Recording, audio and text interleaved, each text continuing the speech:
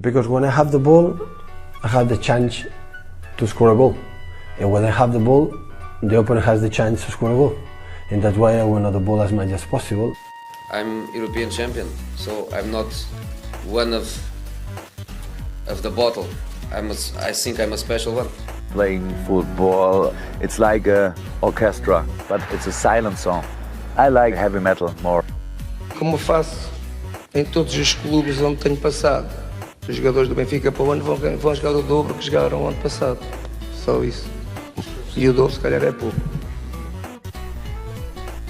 Olá pessoal, bem-vindos a Scout Talks, entrevistas aos principais intervenientes do jogo. Saímos a jogar com qualquer convidado.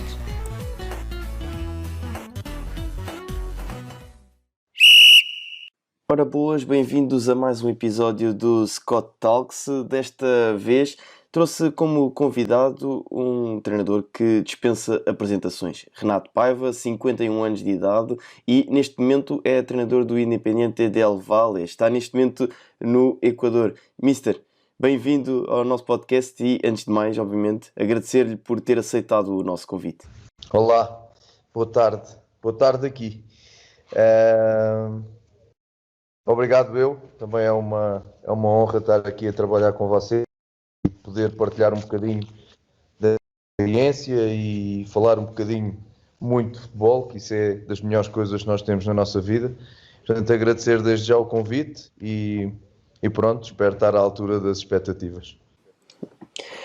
O Mister teve um passado, obviamente, já bastante falado, num percurso impressionante no Sport Lisboa e Benfica, percorrendo os vários escalões de formação até chegar à equipa B, e portanto é um treinador que, para quem acompanha a formação e para muitos dos treinadores que trabalham com a formação, o Mister tem que ser uma referência para qualquer um. E portanto o primeiro tema que trazia aqui à nossa conversa era exatamente esse, a formação. E a minha primeira questão, e para introduzirmos aqui o tema de conversa, prende-se com o facto de hoje em dia, a questão, e que o Mister inclusive também já falou um pouco dela, que é dos grandes raptarem, portanto assim, o talento, portanto reterem muito o talento. E portanto isso por vezes também leva a que depois o contexto competitivo ao longo do campeonato não seja muito favorável, porque os clubes grandes passam grande parte do campeonato a jogar contra equipas muito inferiores, e isso em termos de competitividade leva a que haja uma falta de estímulos competitivos.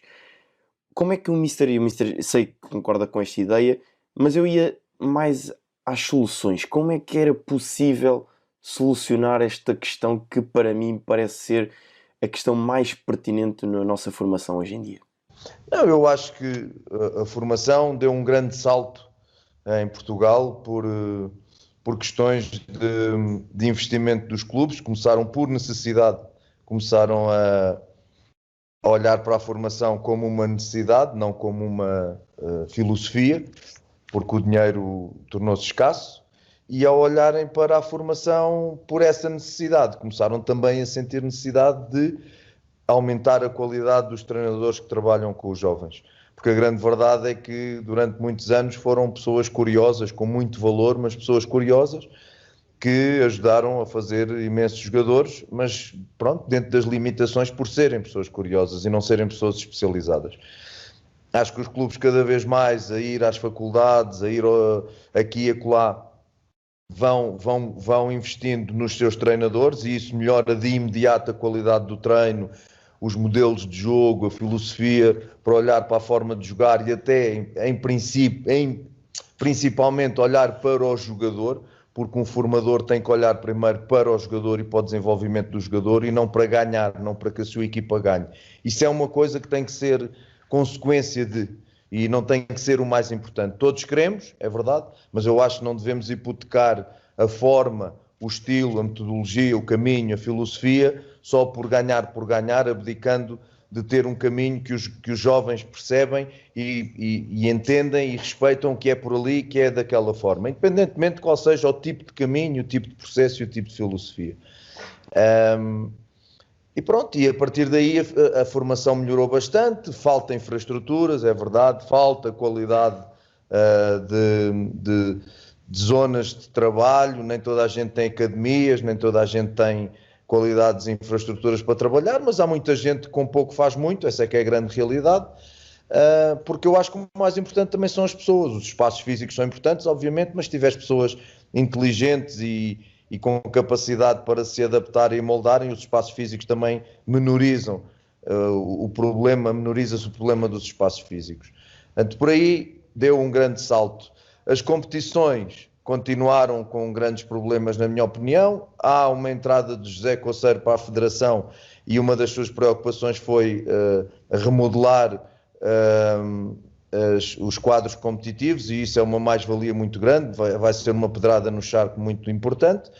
Mas também nós, e quem fala nós, porque eu estive num clube grande durante muito tempo, temos sempre o hábito de falar dos outros e não há competitividade e etc. Mas a grande verdade é que os clubes grandes querem ter 4, 5 e 6 equipas de um escalão só e, portanto, imaginem a quantidade de jogadores que isto abarca. E estes jogadores não vão estar nos Oeiras, nos Belenenses, nos Vitórias de Setúbal, nos Vitórias de Guimarães. Não que esses não sejam grandes, mas sabe-se a potência para ir para um Benfica, para um Porto ou para um Sporting.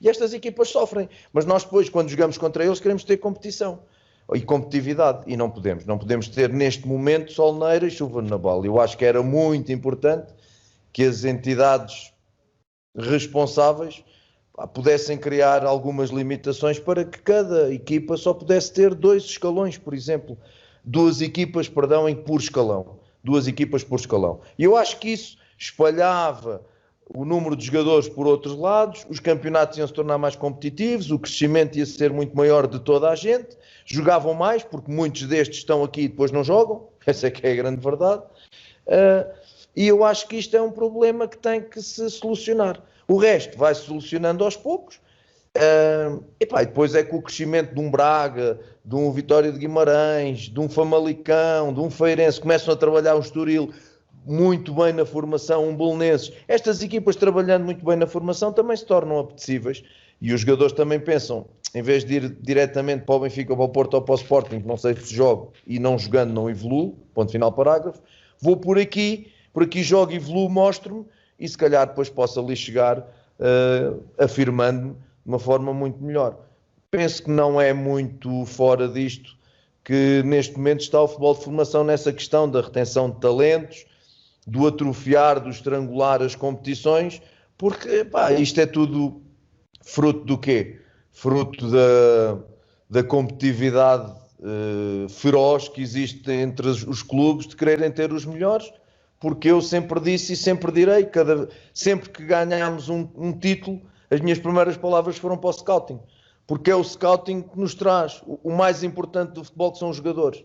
E, portanto, eles é que trouxeram para ali os jogadores, sem os jogadores não era possível jogar daquela maneira e ganhar títulos. Portanto, eu acho que o scouting é uma área extraordinariamente sensível nos clubes, extraordinariamente sensível, e quem tiver melhor scouting vai estar claramente melhor nas suas equipas, desde que os treinadores também não estraguem, porque há muitos treinadores que também só estragam.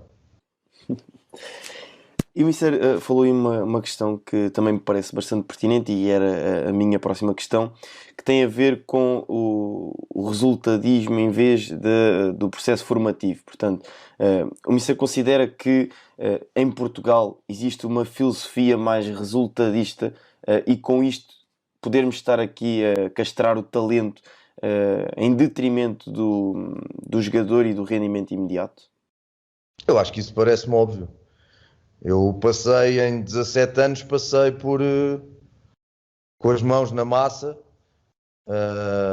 passei pelos diversos momentos, passei pelo contrato anual dos treinadores em que chegava a maio e junho comprimido debaixo da língua e vamos ver o que é que isto vai dar, e o que é que definia era claramente o resultado, e depois o treinador defendia-se, não é? Em vez de jogar um jogador mais frágil, com um talento inacreditável e com um potencial extraordinário, mas que no momento não tinha rendimento, era engolido por aqueles jogadores que davam rendimento e que davam títulos e ganhavam campeonatos, ou pelo menos faziam por isso. Esse tempo existiu eu falo do Benfica porque é a minha experiência, de forma declarada, até ao momento em que o nosso presidente decidiu mudar o paradigma e olhar para a formação como um alimento fulcral e fundamental para a equipa A. Com os investimentos que fez numa academia de milhões, tinha que gerar resultados para o clube. Pode não ser para a equipa A, mas gerar financeiramente mais-valias com as vendas dos passos destes jogadores, o orgulho de alimentar também clubes da Primeira Liga e a nível internacional, porque é sempre uma chancela da formação Benfica. E quando o presidente decidiu mudar esse paradigma, que é a primeira coisa que tu vais fazer de imediato? Os melhores passam para o escalão acima, que era uma coisa que não acontecia, porque senão não ganhavas campeonatos. E é evidente, quando isto começou a acontecer, o Benfica começou a perder mais títulos. E aqui houve uma grande dificuldade dos adeptos perceberem. Eu lembro-me das equipas de júniores que durante algum tempo não ganharam campeonatos porque os jogadores estavam todos na equipa B, na segunda liga. Fantástico, brutal. Ganhou o Porto, ganhou o Sporting, etc. E os melhores estavam na equipa B, estavam a crescer. Os Rubens e por aí fora. E essa é que era a política, absolutamente fundamental para o crescimento destes jogadores, dar-lhes dificuldade. E portanto esse foi o primeiro passo que se deu, nos sub-14, nos sub-15, os melhores para cima. Sempre com a sensibilidade e com o cuidado que isso também não se estrangulasse, né? Porque às vezes podes metê-los em cima e depois eles não têm rendimento, e aí é contraproducente. Mas claro, com acompanhamento sempre por perto do que ia acontecendo. Pronto. E mudou-se esse paradigma, felizmente, e portanto começámos de imediato a alimentar mais as seleções nacionais, porque os jogadores começaram-se a desenvolver na dificuldade, e deixou-se de olhar um bocadinho menos para os títulos. Foi uma coisa que foi bem explicada, bem dita, mas o adepto do Benfica, e eu percebo, quer é ganhar, e portanto seja sub-10, seja séniores, quer ganhar, e muitas das vezes não consegue perceber que os melhores de sub-15 saem para os sub-16, vêm os melhores dos sub-14 para os sub-15, mas não é a mesma coisa. Eles são bons, mas não é a mesma coisa naquilo que é o rendimento imediato. Portanto, eu sempre fui e serei sempre, porque não consigo ver a formação de outra forma, olho para o jogador e para o desenvolvimento individual do jogador.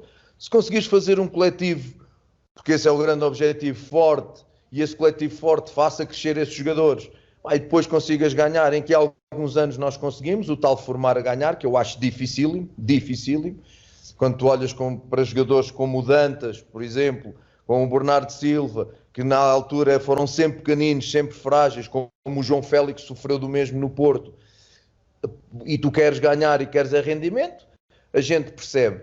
Mas pronto, a grande verdade é que eu não consigo ver as coisas de outra forma. Acho que há um caminho, e esse caminho não se pode hipotecar. Tu não podes prostituir, entre aspas, a tua ideia, entregares a alma ao diabo daquilo que é o caminho para formar e desenvolver um jogador. E se tens que, por exemplo, num exemplo prático, sofrer golos na fase de construção porque perdeste a bola numa zona sensível, sofres. Porque tu queres é que os teus jogadores vivenciem aquele momento que é extraordinariamente difícil, que os mete num stress altíssimo, mas que repetidamente e várias vezes esse stress vai obrigá-los a tomar decisões, e aos poucos e poucos eles vão se habituar àquele momento, a tomar a melhor decisão. Isso valeu golos, valeu jogos, valeu títulos, se calhar valeu, mas os jogadores ganharam muito com isto. E se me perguntares se um jogador prefere que se jogue apoiado e de bola no pé, ou que mandes um pontapé para cima e jogues de segundas bolas, eles vão todos responder da mesma maneira, parece-me óbvio. Sim, e essa questão que o Mister falava, e bem, mas do adepto também em si, pode também passar um pouco pelo clube, lá está, explicar um pouco isto ao adepto, que o sucesso vai aparecer a longo prazo. Portanto, na formação pode-se não ganhar tanto, mas vai-se ganhar muito mais na equipa A e o clube vai crescer muito mais. E isso que o Mister estava a referir, e bem, de que os clubes grandes neste momento estão a subir muito os jogadores, e olhamos, por exemplo, para a equipa de sub-23 do Benfica e do Sporting, as duas ficaram fora do apuramento de campeão, mas têm meninos de 16 anos a jogar nas suas equipas. Portanto, essa tal oferecer competitividade ao jogador, porque víamos jogadores como, por exemplo, e agora vou pegar no exemplo do Dário. O Dário a jogar no escalão de juvenis, o Dário Assu, que estreou agora na equipa do Sporting, a jogar no escalão de juvenis, e quem acompanhava de perto via que aquele rapazinho estava a mais naquele campeonato, que já não estava a ter competitividade e crescimento ali. Portanto, esta aposta dos clubes tem que ser entendida pelo adepto também como algo positivo, não só para o jogador, mas também para o clube a longo prazo. Claro, é evidente. E a grande verdade, e não é segredo nenhum, pelo menos é a minha opinião, não tenho problema nenhum em dizer, a presidência de Bruno Carvalho foi terrível para a formação do Sporting. Terrível. Porquê? Porque foi o resultadismo puro e duro, para ganhar, por uma necessidade de se afirmar através da vitória, nos escalões de formação. E eu digo isto porque tenho olhos e digo isto porque tenho ouvidos. E porque ouço como é que as coisas funcionaram no Sporting. Felizmente, para o futebol português e para o Sporting, apareceu uma filosofia diferente. O presidente do Sporting atual olhou para a formação de outra forma e não só olhou como trabalhou-a, e depois conseguiu encontrar um treinador que se acoplou ali de forma que nem uma luva, encaixou que nem uma luva, e pronto, e agora estão-se a ver os resultados. É óbvio que pelo caminho houve danos de guerra, como se costuma dizer, eliminados das competições europeias muito cedo, a Taça de Portugal foi o que foi. Opa, mas ninguém ganha sempre, e ninguém ganha sempre tudo. Agora, nós temos é que perceber a essência daquilo que se está a fazer. E a essência daquilo que se está a fazer, tal e qual como no Benfica, é uma essência que tem um caminho, que tem uma filosofia. Porque nós não temos que ter vergonha de mudar ideias. Nós precisamos é ter as ideias. Isso é que é importante, ter ideias. Porque quem não tem ideias, isso está sempre a mudar. Agora, há aqueles também, não, eu tenho esta ideia e não mudo nem por nada. Nem tanto ao mar, nem tanto à terra. Acho que é importante mudar.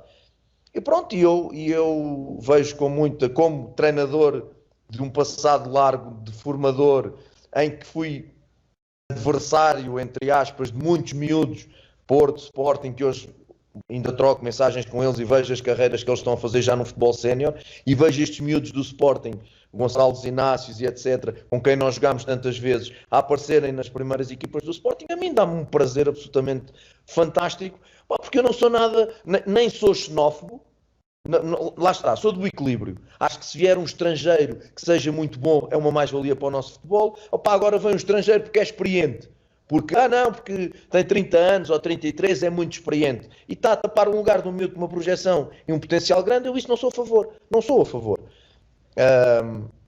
E pronto, e sinto que nessa altura o Sporting regrediu bastante e pagou um bocadinho essa fatura durante algum tempo. O professor Luís Castro, quando entrou para o Futebol Clube do Porto com o projeto 611, com a visão 611, creio que era 611, foi outro trabalho brutal, de onde saíram os Andrés Silvas e os Gonçalves Paciências e por aí fora.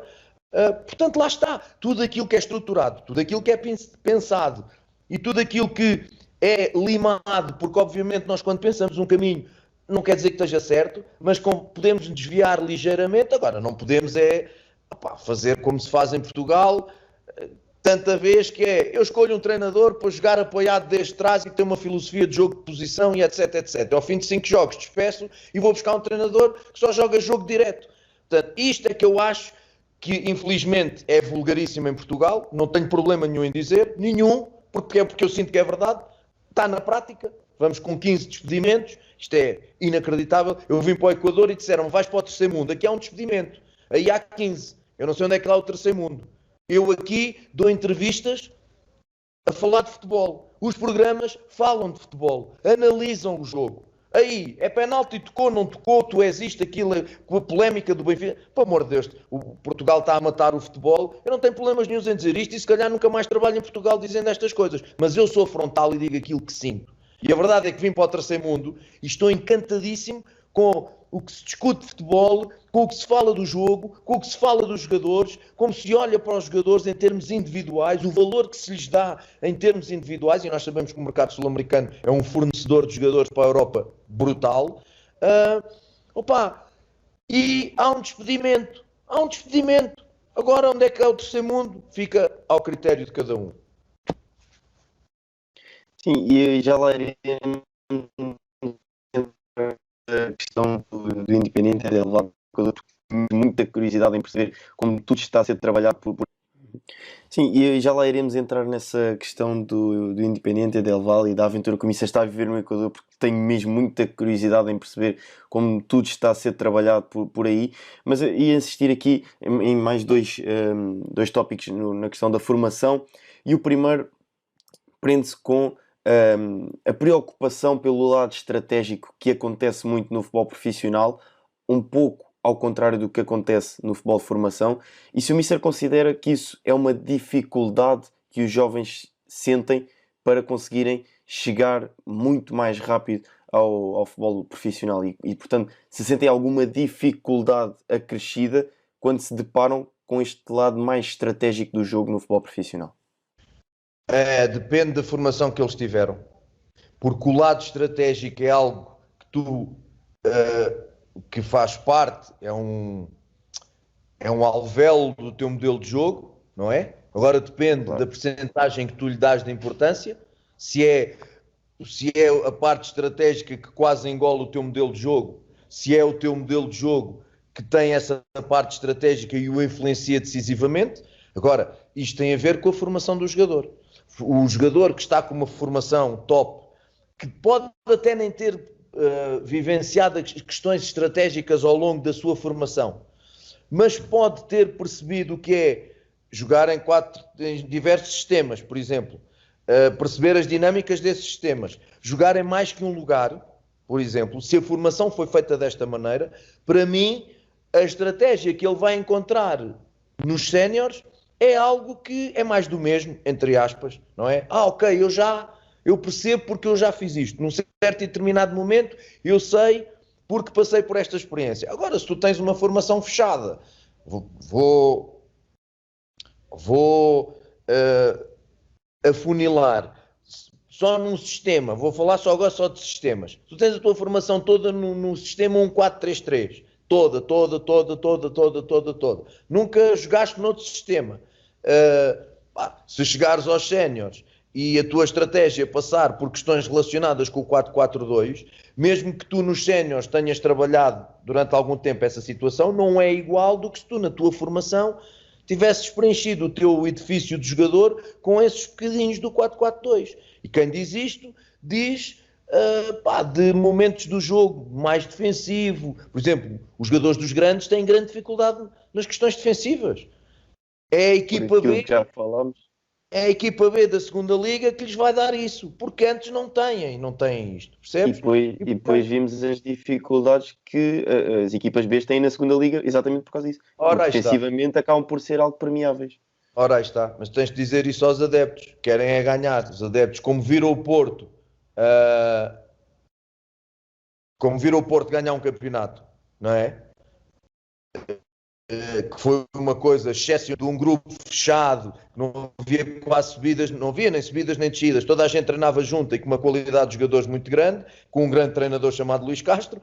A partir daí foi possível ganhar o campeonato. Mas se tu andares sempre a depender de uma equipa a mandar jogadores a treinar uma data de vezes, a receber jogadores de cima que nunca treinaram contigo e por aí fora, e que essa é que é a verdadeira essência da equipa B, ser um prolongamento da equipa A e ter que a ajudar no seu dia-a-dia do treino e do jogo. Se as pessoas perceberem isto, não, as pessoas sentam-se no sofá, querem que o Benfica ganhe, só porque é o Benfica B, tem que ganhar o Feirense, porque o Benfica ao pé do Feirense não tem a mínima noção. E, portanto, pronto, é um bocadinho isto. Não consigo sair desta forma de ver as coisas, e pronto, e é esperar que as pessoas tenham paciência, percebam evidentemente a verdadeira essência das equipas B e deixar os miúdos crescer, porque isso é que é o mais importante. Portanto, a questão da estratégia depende da formação que os jogadores têm ao longo do seu percurso. Uhum. E em relação ainda a esta questão, uma questão que se tem debatido muito no futebol de formação, que é a ausência do futebol de rua, e como alguns clubes estão a tentar integrar novamente o futebol de rua como uma vertente da formação. Eu pergunto, e porque ainda há dias tive uma conversa com o Mr. Lionel Pontes, também um treinador que passou pela formação do Sporting, e que ele falava de algumas... O Mr. Lionel Pontes. Ok. Ele falava sobre essa questão do futebol de rua e eu perguntava como é que se pode recriar comportamentos e dinâmicas que promovam a criatividade e potenciem o talento dos jovens jogadores em treino e em competição no futebol de formação atual. Olha, no treino é fácil. Tens que direcionar o teu treino para isso. Tens que ter a capacidade de... Não podes negar a evolução, não podes negar o telemóvel, não podes negar a internet, não podes negar a falta de espaço e cada vez mais cimento, mas tu tens sítios onde, se tens, porque há muitos que não têm, mas tens sítios onde podes recriar isso. Eu, por exemplo, vou dar o exemplo. Sub-14, sub-16, sub-17. A partir de dezembro, com o modelo de jogo mais ou menos assumido pelos jogadores, terça ou quarta-feira, o Benfica tem um campo de futebol 5 sintético coberto, com zonas de coordenação à volta e com o tal 360, com a máquina 360. Fácil. Equipas de 5, dividiu o grupo em 4 equipas de 5, ok? Um guarda-redes mais 4 jogadores e fazia torneios em que aí não havia coletes. E o treinador não intervinha, só para apitar uma outra situação. O resto era 5 contra 5 sem coletes. Nós na rua tirávamos a camisola, eram uns tronco num contra outros. Ali, por uma questão de respeito, não dá para fazer. Portanto, amigos, habituem-se a levantar a cabeça e a saber onde é que estão os vossos colegas. A tua equipa é esta, decora, a partir de agora joguem. Mas joguem sem qualquer feedback do treinador. Percebes? Sem qualquer feedback do treinador. E, portanto, depende da tua capacidade de criatividade, de perceberes os problemas e em cada problema encontrares uma solução e não chorares no problema. Eu ouço montes de gente, vou a palestras e faço algumas, e ouço montes de gente a criticar, a queixar-se desta situação, mas depois pergunto, e soluções? Encolhe os ombros. Pois, eu no Benfica fiz isto. Futebol de rua. E eles adoravam. Tocavam na bola montes de vezes. Imagina um 4 contra 4. Só havia 2 regras. Às vezes havia 2 regras que era o passar e desmarcar. Quando eu me chateava, era o passar e desmarcar a ofensiva, e a defensiva era pressionar sempre o portador da bola. Mas algumas vezes as outras era jogo puro e duro. Deixá-los. A intensidade deles aumentava, a tomada de decisão aumentava, executavam mais rápido, pensavam mais rápido, e eles adoravam aquilo. Porque realmente não faziam aquilo em mais lado nenhum. Pronto, esta é que era a grande realidade. Levares o treino para isto, para a tomada de decisão, promover muito a tomada de decisão, e no jogo também não criares um modelo de jogo e uma forma de jogar que seja redutora, que seja tão tática, que ponha coletes de forças nos jogadores que têm mais qualidade individual. Hoje em dia chegamos ao ponto que parece que fintar é um crime.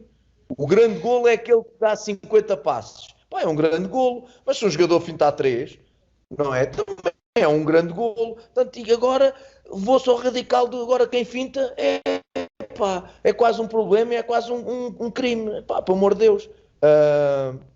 Mas pronto, mas é um bocadinho assim. Acho que depende muito dos treinadores, da forma como olham para o treino, da criatividade que têm para encontrar essas soluções e recriar esses contextos, e depois no jogo. No jogo é fundamental.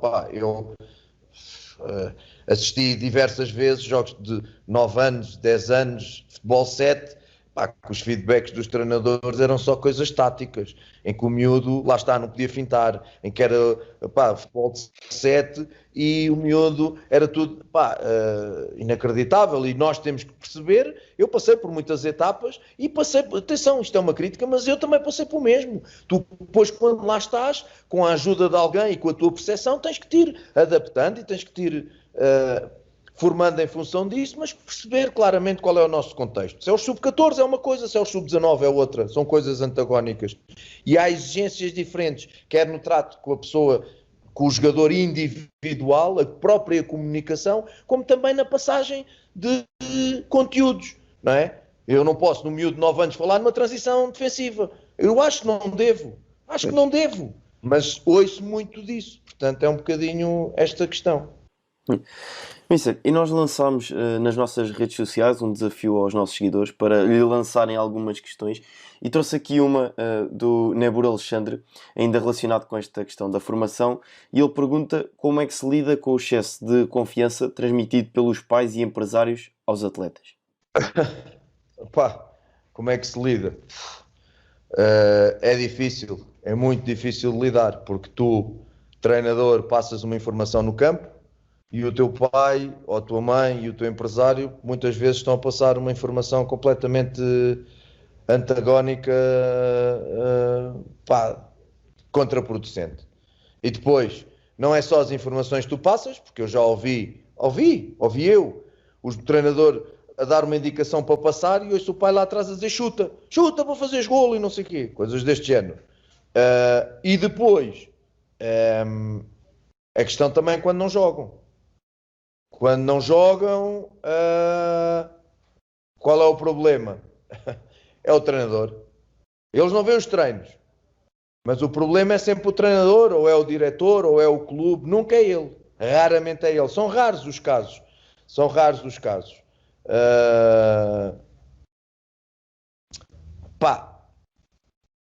Queres que eu te diga? É uma guerra difícil. Temos uma vantagem muito grande. Muito grande.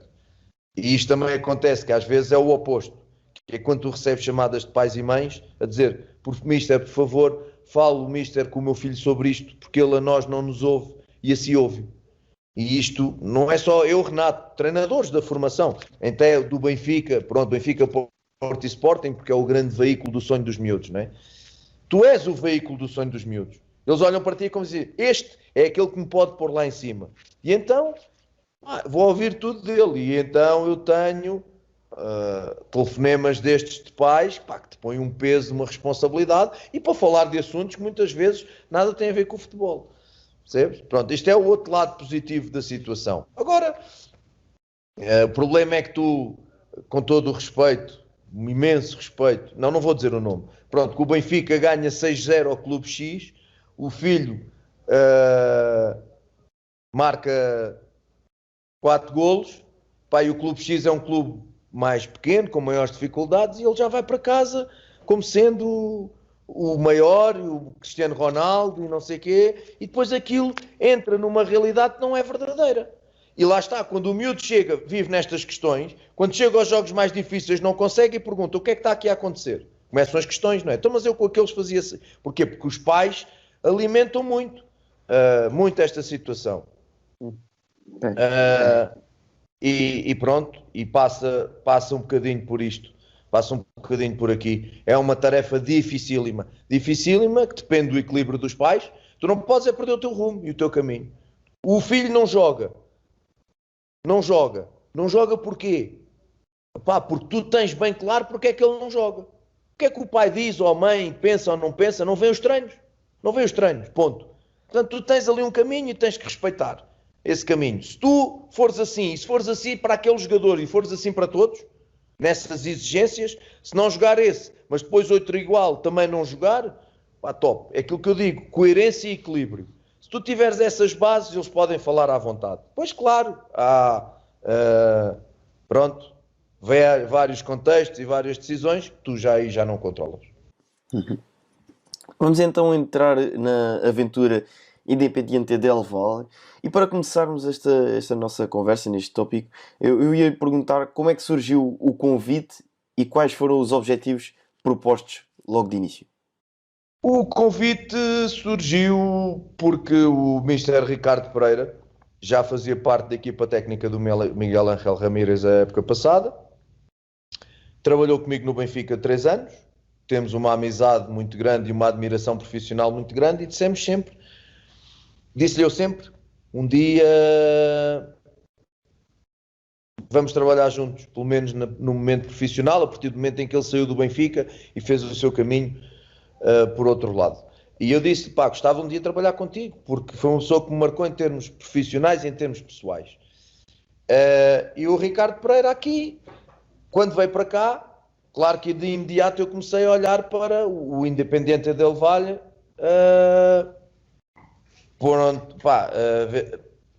com alguma atenção, com alguma curiosidade, também por amizade com ele, por perceber o contexto dele. E comecei a ver coisas que me agradaram muito, que havia alguns pontos de ligação na forma do Miguel jogar e, essencialmente, o Miguel jogar assim porque este clube tem aquilo que eu dizia que muitos não têm. É inquestionável. Não é por eu estar aqui. Andas para trás e vês, tem uma filosofia, tem algo definido, não há dúvidas. E eu vou-lhe explicar porque é que digo isto. E pronto, e comecei a acompanhar. Eu fiz scouting para o Benfica até entrar nos Júniores, porque foi quando comecei a treinar de manhã. Fiz scouting para o Benfica na América do Sul, mas só em televisão. Eu, como treinava sempre, não podia ir aos países. Então tinha um colega que ia, trocávamos mensagens, mas como eu treinava só à tarde, as minhas noites eram até às 3 da manhã, de praticamente a semana toda, onde eu via Copa Libertadores, Copa Sul-Americana, Campeonato Argentino, Colombiano, Uruguai, por aí fora. E, portanto, o meu conhecimento do futebol sul-americano é muito vasto, pelo menos em questões individuais, que era para onde eu virava, as minhas atenções, mas, obviamente, também ia conhecendo o contexto, não é? Pronto. Quando o Miguel informa que se vai embora, dentro desta filosofia, o Ricardo sugeriu o meu nome. Estavam 3 nomes em cima da mesa. O Ricardo sugeriu o meu nome. De imediato, um diretor desportivo entrou em contacto comigo. E para perceberem como funciona este clube, eu tive praticamente 2 meses de entrevistas. Eu fui entrevistado por psicólogos, fui entrevistado pelo diretor de recursos humanos, fui entrevistado por psicólogos, questões de lideranças, gestões grupais e etc. Diretor de recursos humanos. Diretor desportivo fez-me uma entrevista, pediu-me modelo de jogo em vídeo, portanto, jogos meus em vídeo, modelo de treino em vídeo, portanto, treinos meus, e pediu-me números de jogadores com quem eu tivesse trabalhado para falarem. Então, eles falaram com o Rubem Dias, com o João Félix e com o Pedro Pereira, que está no Crotone. Pediram-me nomes, eu dei estes 3. Não satisfeitos, sem que eu soubesse, pediram ao Ricardo nomes de mais 2 jogadores que eu não tivesse dado para eles falarem. Então falaram com o Guga do Famalicão e penso que o Tiago Dantas, creio eu. Portanto, vê bem a minúcia para escolher um treinador. E eu cheguei ao ponto de lhes dizerem, íamos a meio do processo, e disse, pai, estou encantado com isto. O meu empresário, que é uma pessoa com muito andamento no futebol, Renato, só em Inglaterra, só vi uma coisa destas em Inglaterra. E eu cheguei a dizer-lhes, olha, eu não sei se vou ser eu escolhido, mas não tenho dúvidas nenhumas que vocês vão acertar para aquilo que vocês querem. Não tenho dúvidas. Porque com uma minúcia destas, com um detalhe destes, não tenho dúvidas nenhumas. Rapidamente, a forma de jogar encaixou, porque o Ricardo lhes tinha dito. Gostaram da minha personalidade, da minha forma de ser, e acabei, felizmente, por ser o escolhido, e entro num projeto, e claro, como é óbvio, esta é uma das academias mais fortes da América do Sul, do Equador de longe, e claro, isso, com o meu passado de formação no Benfica, juntou-se a fome com a vontade de comer, como se costuma dizer, na gíria. E claro que um dos objetivos que me definiram foi de imediato potenciar miúdos que viessem da formação. E isso eu disse logo, isso foi a minha vida inteira a fazer isso, portanto vamos embora. Pronto, e a partir daí o desafio foi esse, o desafio foi objetivos, obviamente continuar esta filosofia de jogo, fazer crescer estes jogadores desta forma, porque também é um mercado vendedor e o clube também precisa obviamente vender, e potenciar a academia, prestar muita atenção à equipa B e aos sub-23, e olhar para os miúdos. De imediato na pré-época metemos logo alguns a treinar connosco, Hoje já temos 2 claramente a aparecer e eu acho que não vão estar aqui muito tempo, é a minha opinião.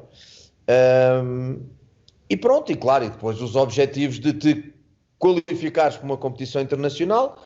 Nós, ao eliminarmos a União Espanhola do Chile nesta primeira eliminatória da Copa Libertadores, garantimos de imediato a competição internacional, ou seja, se formos eliminados por o Grêmio, iremos para a Copa Sul-Americana fase de grupos. Se passarmos o Grêmio, vamos para a Libertadores. Portanto, era muito importante, era um objetivo, o primeiro objetivo da época atingido, era estar numa competição internacional. Isso era fundamental para o clube. E depois tentar ser campeão, porque nunca foram. Este clube é sui generis no mundo. Ganha primeiro uma competição internacional, a época passada a Copa Sul-Americana, do que ganha um campeonato nacional. Portanto, isto é quase inédito. Não é um clube com o poderio financeiro de um Barcelona, que é o maior deste país, que uma Liga de Quito e um Emelec, que são os rivais imediatos, que têm poderio financeiro. Para teres uma ideia, o Barcelona foi campeão, tinha já um plantel fantástico, e depois foi contratar os 5 ou 6 melhores jogadores da última temporada aqui no Equador. Só assim. Portanto, eles agora têm praticamente 2 11, porque são, evidentemente, a equipa com mais adeptos, com mais títulos, com uma infraestrutura pesada. E pronto, e nós lutamos contra isto. Agora, não nos passa a ambição de querermos ser campeões. Acreditamos que pela nossa engenharia tática podemos criar aqui algumas coisas que aqui a tática não é tão valorizada. Aqui é mesmo, olha-se muito para o individual, para o jogador em si próprio. Não se olha muito para a tática e aí pode ser a nossa frestazinha para podermos entrar. Mas obviamente partimos um bocadinho atrás, mas sempre eu afirmei, quando aqui cheguei, o objetivo é sermos campeões, queremos entrar para a história, queremos entrar para a história do clube, como ser a primeira equipa técnica a ser campeã nacional. Mas é um clube, eu, por exemplo, tenho uma relação de amizade com o Juan Lillo enorme, o adjunto do Pep Guardiola. E o Lillo treinou na América do Sul o Atlético Nacional da Colômbia e treinou no México. E, portanto, foi uma das pessoas com quem eu me aconselhei sobre o clube. O Lillo foi perentório a dizer: Renato, faz as malas e vai ontem. Porque tu vais o termo que ele utilizou é: tu vais para o clube mais europeu da América do Sul. E eu comecei a perceber isso com o processo de recrutamento do treinador, com a filosofia que eles têm. E depois chegas aqui, as instalações são fantásticas, um centro de treinos brutal, onde está a equipa A e formação, tudo muito bem detalhado, com muita influência da Europa.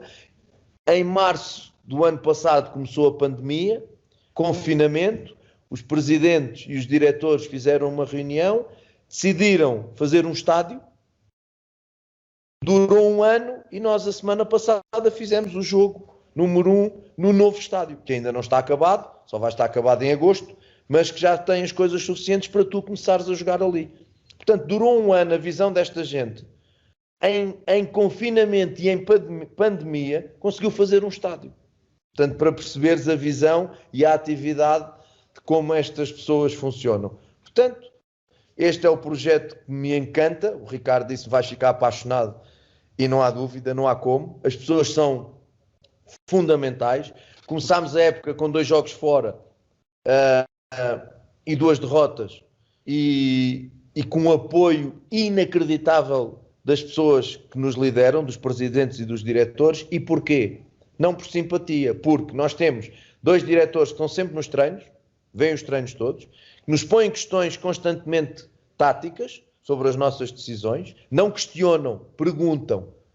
Atenção, é diferente questionar que perguntar. Pronto. Perguntam. E depois tem aqui uma coisa que eu acho que é absolutamente deliciosa, e eu estou no terceiro mundo, fará se não tivesse. Uma coisa absolutamente deliciosa que é, na véspera de um jogo, há uma reunião da equipa técnica com o diretor desportivo, o diretor de recursos humanos, um presidente e o diretor de scouting, onde nós apresentamos o plano de jogo para o dia seguinte. O que é que vamos fazer? O que é que olhamos do adversário? Portanto, fazemos uma coisa em vídeo. Organização ofensiva, como é que vamos atacar o adversário? como é que vamos defender o adversário, pontos fortes, pontos fracos, que equipa é que vai jogar, bolas paradas, e eles saem dali com uma ideia absolutamente clara de como é que nós, durante a semana, preparamos o jogo e como é que vamos olhar para o jogo. Ou seja, quando se sentarem na bancada a analisar o jogo, eles têm uma percepção clara de, não funcionou porque a estratégia foi mal elaborada pelo treinador. 2, não funcionou porque os jogadores não fizeram nada daquilo que o treinador pediu. Porque pode acontecer. Pode. Claro. 3, não funcionou porque o adversário foi evidentemente melhor.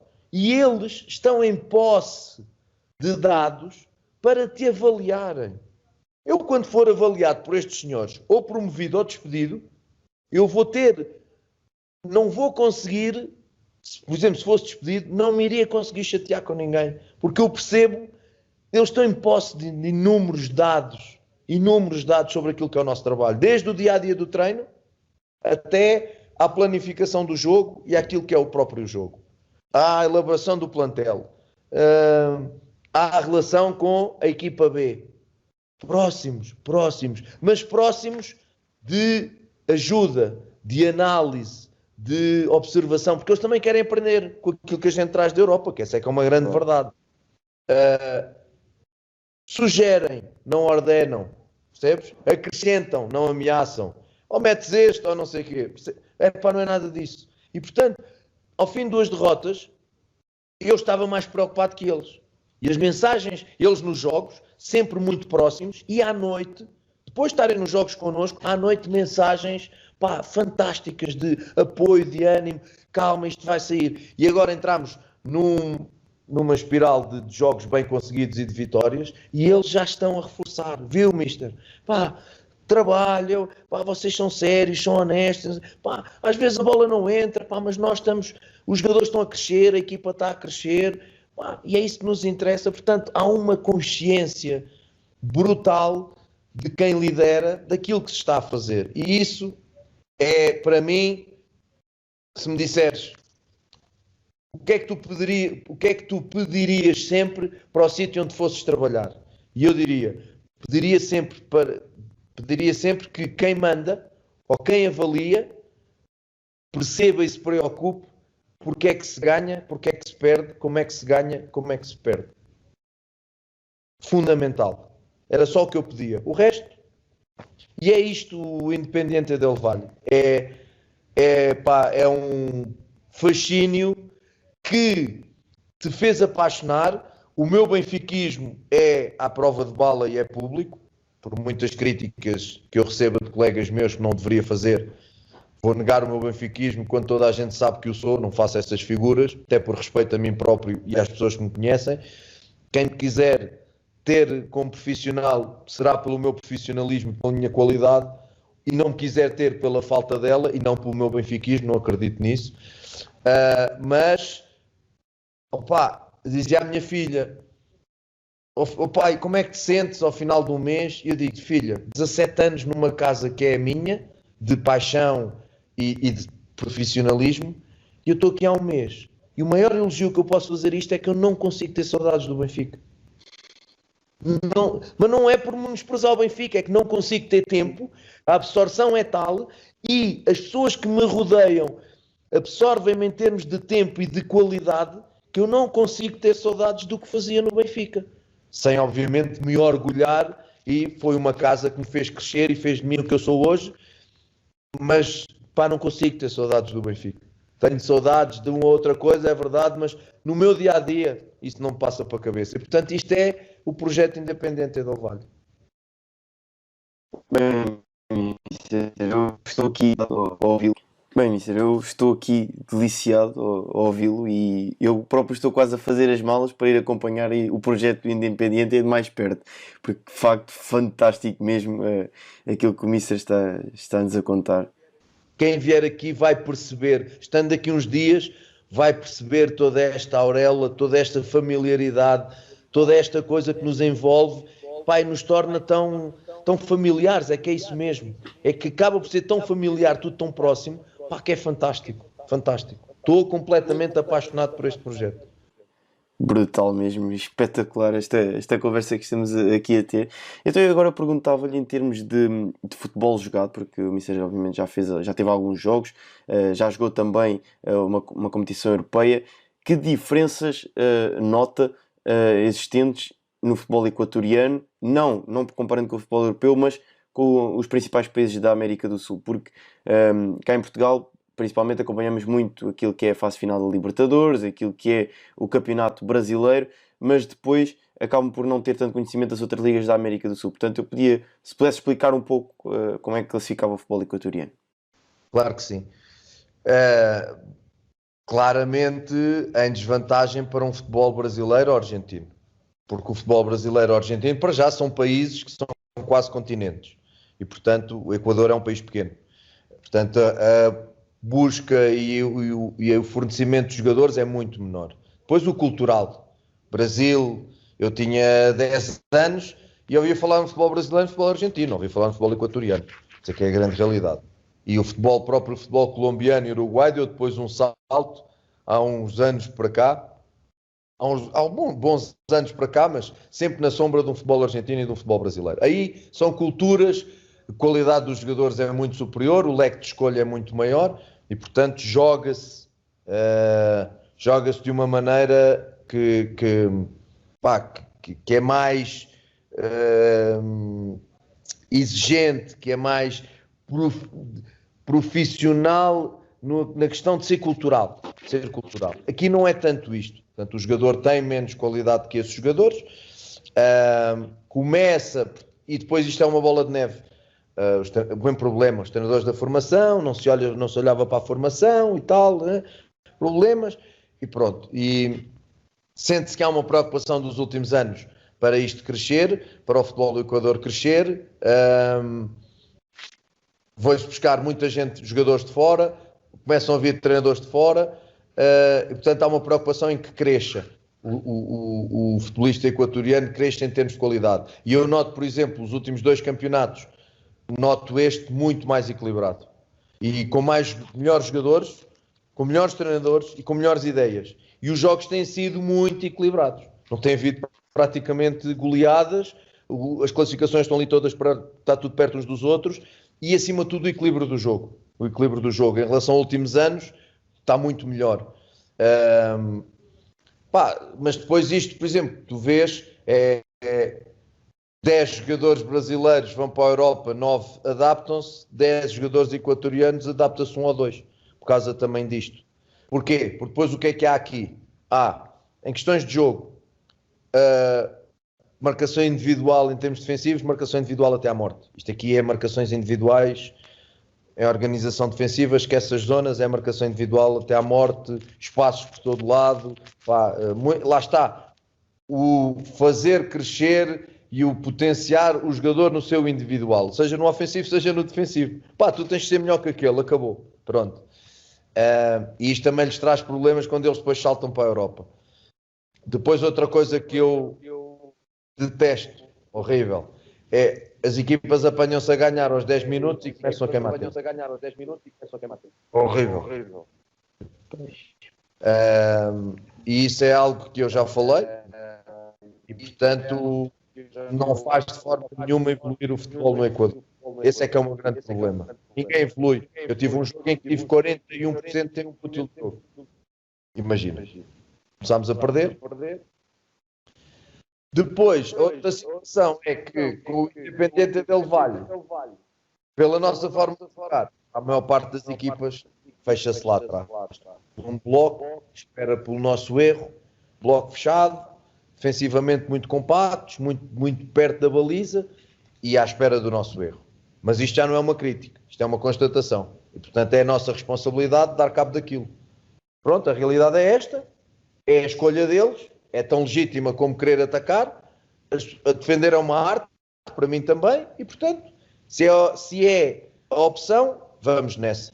E, portanto, também muitas equipas, e para a qualidade que os jogadores equatorianos têm, que até é uma boa qualidade, muitas equipas passam o seu tempo nisto, a defender à espera do erro, e isto eu acho que também merecia um bocadinho mais de equilíbrio nos momentos do jogo, quando tivessem a bola jogassem um bocado mais, e às vezes há equipas que abdicam disso. Portanto, basicamente, isto é um retrato daquilo que eu encontrei aqui.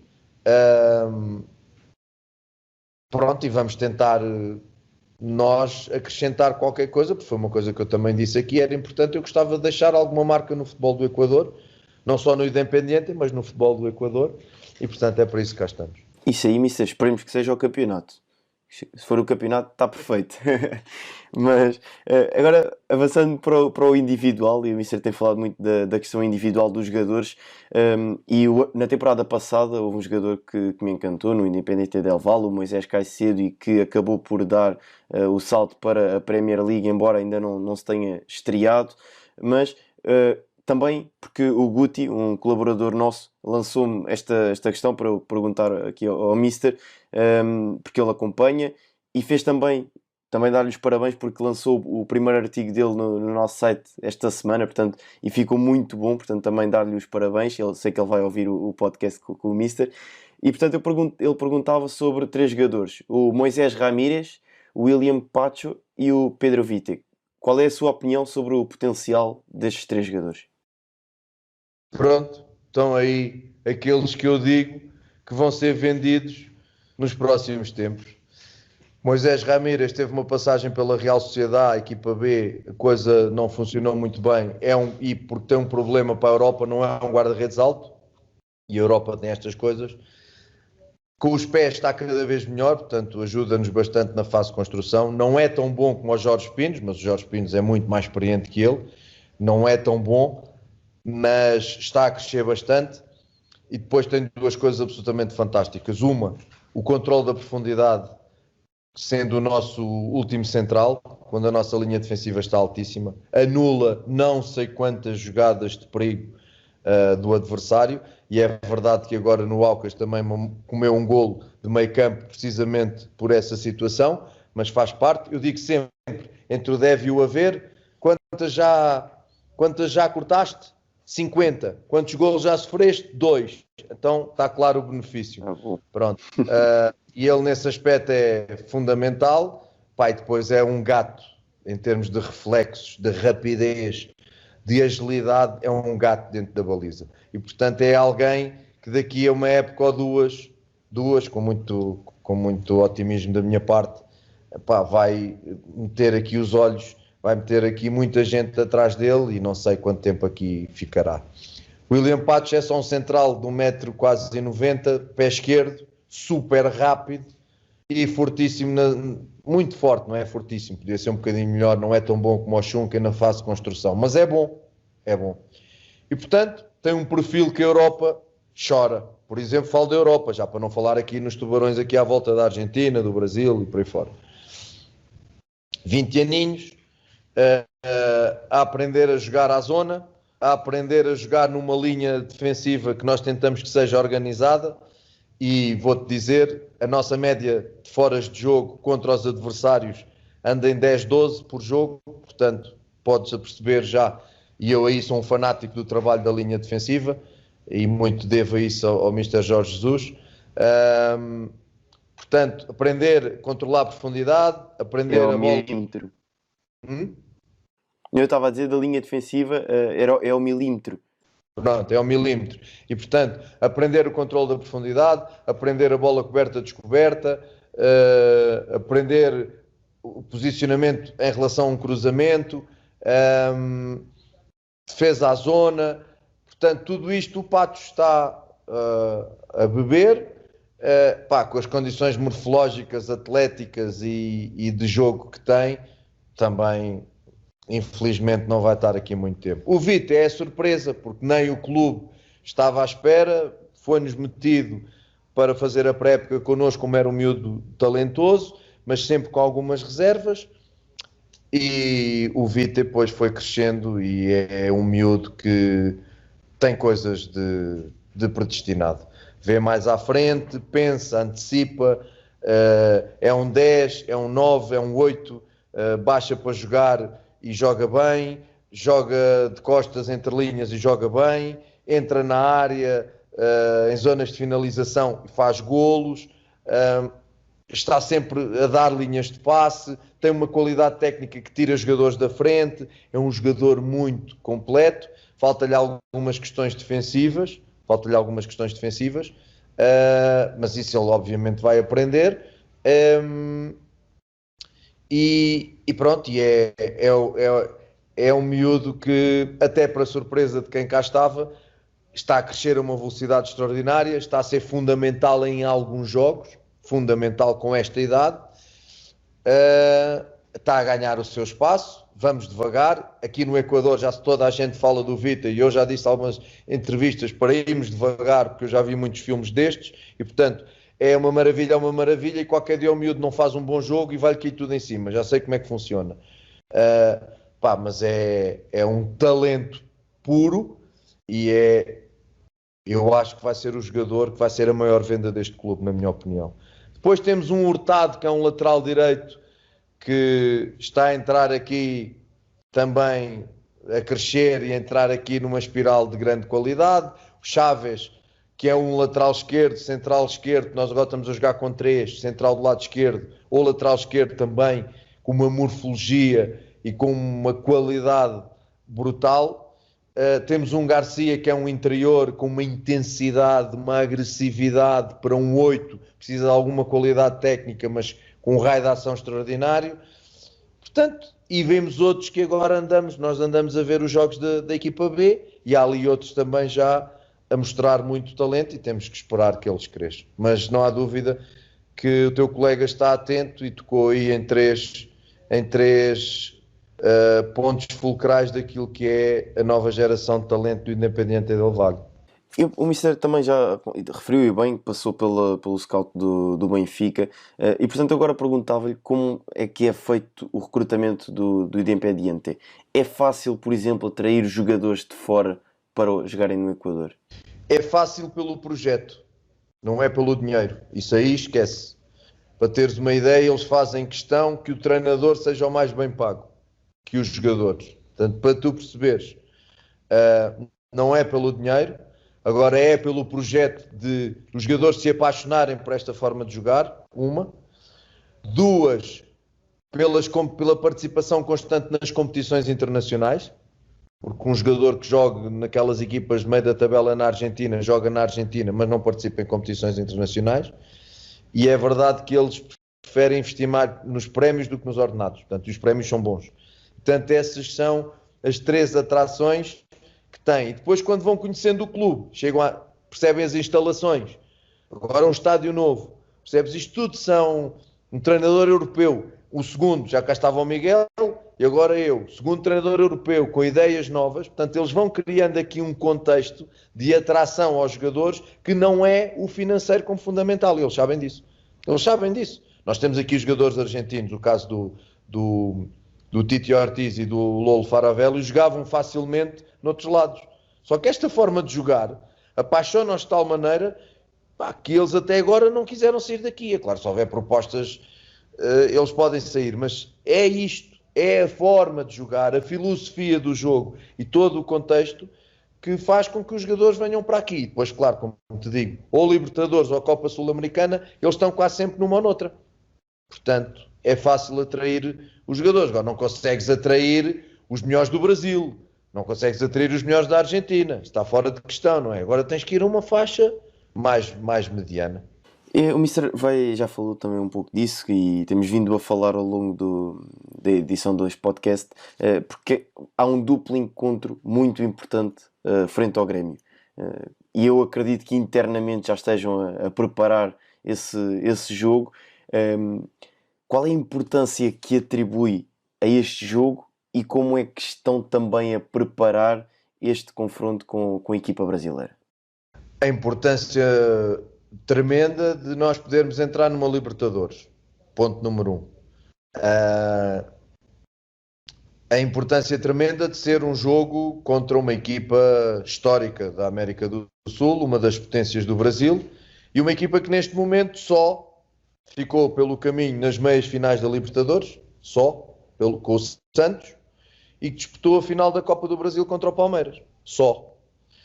É uma equipa que só vendeu o Everton para o Benfica e o PP para o Futebol Clube do Porto, que ainda lá está. Já o devia ter levado, mas ainda lá vai ficar até junho. Foi mal dos meus pecados, mas pronto. Ou seja, em termos individuais, há uma decalagem grande entre aquilo que é o Grêmio e o Independente Del Valle. Ninguém tem essas dúvidas. Em termos individuais, a decalagem é grande.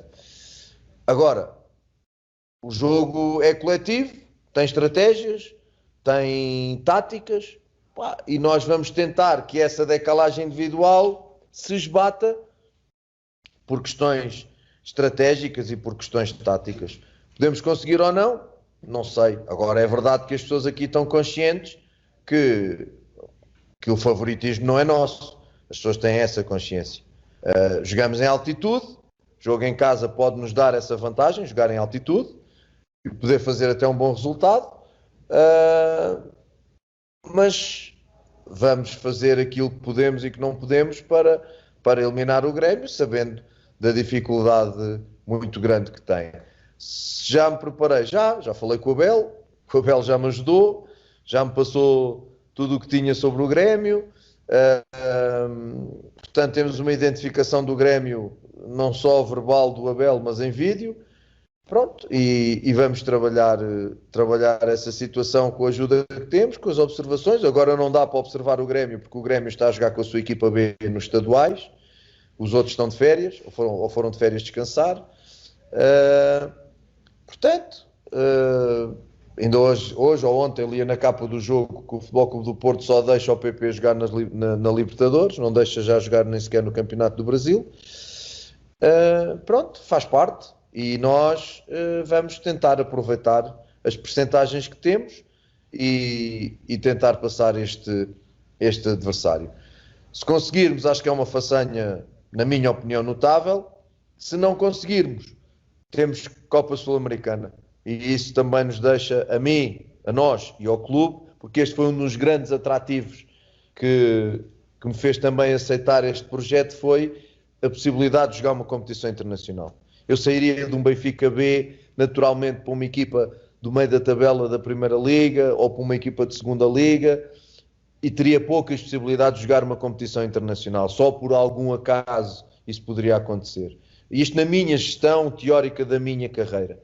Quando me surge esta oportunidade em que eu, vou para milhares de quilómetros, vou para um campeonato que é periférico, saio da Europa, mas vou jogar num clube que disputa títulos, que para mim é fundamental, depois de estar 2 ou 3 anos na equipa B, onde era só levar na cabeça, porque não lutávamos por títulos, lutávamos por outras coisas, e as pessoas, as exteriores, as de casa, estavam tranquilíssimas. Não percebiam quais eram os verdadeiros títulos da equipa B, mas pronto. Aqui a possibilidade de lutar por títulos e jogar competições internacionais foi um fascínio que se abriu de imediato, e portanto é como digo, este eliminar da União Espanhola foi fundamental porque garantiu-nos de imediato esse acesso a uma competição internacional. Agora vamos ver se é Libertadores, se é Copa Sul-Americana. Eu estava aqui a ouvir o Mister e estava a pensar que a reunião tática para estes jogos com o Grêmio vai ser brutal e vai ser ouro puro a reunião tática que vão ter. Mas portanto eu perguntava, e para irmos em direção ao final do podcast, se espera voltar a Portugal e poder treinar a Primeira Liga, se tem isso como objetivo. Sabes que eu estou um bocadinho marcado pela futurologia no futebol e na futurologia na minha carreira. E toda a gente disse que eu ia ser isto e ia ser aquilo, e que ia treinar isto e ia treinar aquilo, e depois não aconteceu. Felizmente eu tive o sangue frio de, na altura, dizer às pessoas do clube e a outras que o futuro para mim no futebol é o treino da manhã. E não consigo conceber outro futuro que não seja o treino da manhã e depois o treino depois da manhã e quando aparecer o jogo. Porque podem acontecer tantas coisas nesse treino que podem definir o teu futuro. Como podem acontecer coisas nesse jogo que podem definir o teu futuro. Podem acontecer. E, portanto, eu não consigo olhar para o futebol a esse espaço. tu queres sempre mais para a tua carreira, tu queres sempre melhor para a tua carreira, tens ambições de carreira desportivas, normais, tens ambições financeiras que te deem uma estabilidade que te permita que a tua família tenha um futuro bom, e em especial a minha filha. Portanto, essa é uma preocupação prioritária para mim, mas claro, tentar conjugar as duas coisas. Há sítios onde podem pagar algum dinheiro e tu olhas e dizes que o projeto não é a tua cara e só vais fazer asneira. Há outros sítios que é o vice-versa, e este eu senti que era aqui um equilíbrio das duas coisas. Não vou ficar milionário aqui, mas estou a receber o que não receberia em Portugal se não treinasse os 3 grandes, Braga, estes 4. Tanto que já é bom para mim. Agora é como te digo, eu tenho ambição de querer mais na minha carreira. E o mais pode ser não ser quase campeão no Independente Del Valle este ano, ser campeão para o ano, gerar receitas e fazer uma equipa mais competitiva e poder lutar por uma Libertadores ou por uma Sul-Americana, ou ser campeão já este ano, ou fazer um grande trabalho e aparecer outra proposta de outro mercado que se abra, porque o Independente é um clube muito visível, essa é que é a grande verdade. É estar consciente, daquilo que se está a fazer e onde se está, ser respeitador, muito agradecido com quem estamos a trabalhar e quem nos escolheu para este cargo, nunca sair a mal numa situação destas, mas claro, obviamente, procurar o melhor. Se o melhor for em Portugal, se eu sentir que o melhor em termos de projeto é melhor do que estar aqui, pois posso equacionar. Se eu sentir que não é, continuar-me a preencher, cada vez mais adaptado às pessoas, ao país, que é fantástico. Não estranho a comida, só estranho o café, não estranho mais nada. Faz muita falta o meu café Delta. Passa publicidade. Portanto, estou cada vez mais habituado a isto. Se puder jogar competições internacionais todos os anos, lutar pelo título todos os anos, não vou sair por sair. Ok? E, portanto, é o que eu te digo, quero sempre o melhor. Se aparecer alguma coisa, eu vou estudar se é o melhor, se não é o melhor. Mas viver o dia-a-dia. No futebol, é como te digo, amanhã é domingo, amanhã há treino, é o meu futuro. Mister, muito obrigado por esta excelente conversa. Isto foi fantástico, já mais de 1 hora que temos aqui de conversa. Tenho a certeza que quem nos ouve lá em casa vai também adorar esta hora de conversa. Resta-me agradecer, obviamente, e desejar-lhe boa sorte já para estes 2 jogos frente ao Grêmio. Esperemos que o Mister vença e consiga estar na grande Libertadores. E depois, obviamente, estaremos por cá a acompanhar o desenvolver da temporada. E quem sabe se no final da temporada não estaremos depois aqui, quem sabe, a falar no Renato Paiva campeão pela primeira vez com o Independiente Del Valle. Obrigado foi um prazer. Eu falar de futebol, estas iniciativas para mim são sempre fantásticas. Gosto de partilhar, gosto de aprender, gosto de passar a minha experiência porque penso que também estou a ajudar outros treinadores e especialmente jovens treinadores. Portanto, sempre aberto a estas iniciativas. Foi um prazer, foi um gosto e desejar-vos a maior sorte e agradecer-vos também por terem estas iniciativas, porque agora nos momentos de confinamento ainda são mais importantes quando nós estamos fechados entre 4 paredes e não sabemos o que havemos de fazer. Vocês fazem um trabalho fantástico e, portanto, agradecer-vos também por isso. E está assim feita mais uma edição do Scott Talks. Muito obrigado, nós voltamos na próxima edição e já sabe, acompanhe-nos sempre. Forte abraço. Obrigado por nos terem seguido em mais um episódio. Sigam o ProScout nas redes sociais em Facebook, Twitter, Instagram, YouTube e principalmente no nosso site em www.proscout.pt. Até à próxima!